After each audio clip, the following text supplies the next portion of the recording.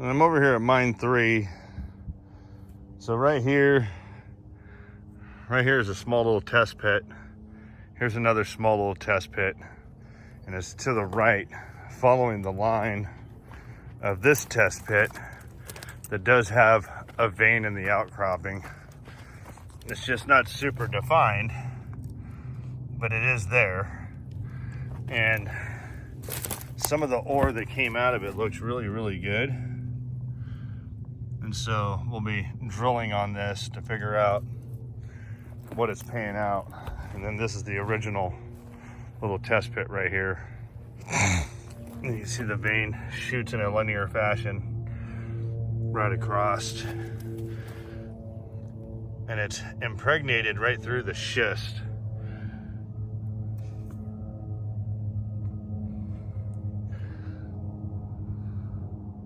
All right, so I'm about 50 to 75 feet away from that prospect that I saw with the vein in the outcropping. And if you follow it in that linear fashion, you can see that the quartz is running through this schist and it impregnates through and then kind of disappears a little bit. So it got pinched off right here, but it goes down at a 45-degree dip.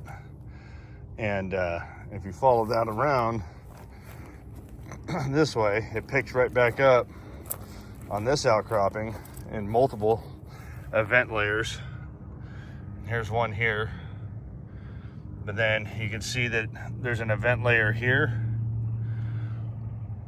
That's an extension from the upper one, but then there's a small event layer right here that cuts across. And this is right above the first portal. And you can see that there's floating stuff from the old timers. And then here's another event that happened, which is heavily impregnated with mineralized quartz coming right out of the outcropping. And so this is all gonna warrant further drilling for mine 3, because this is all good stuff, and it's an untapped resource that we'll be getting into. And so if you look at mine 3 at the portal, you can see where the mineralized quartz shoots off, and then it wraps around the hillside into the schist to all those other spots that I kind of showed you.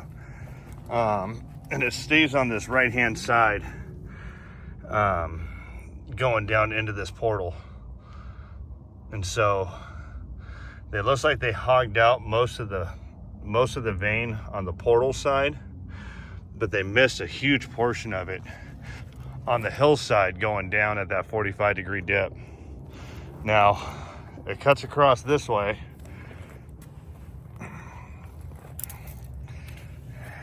and it's all impregnated here in multiple event layers. And you can see all the layers that are coming through this diorite. So it goes out of the schist into the diorite and then back into the schist.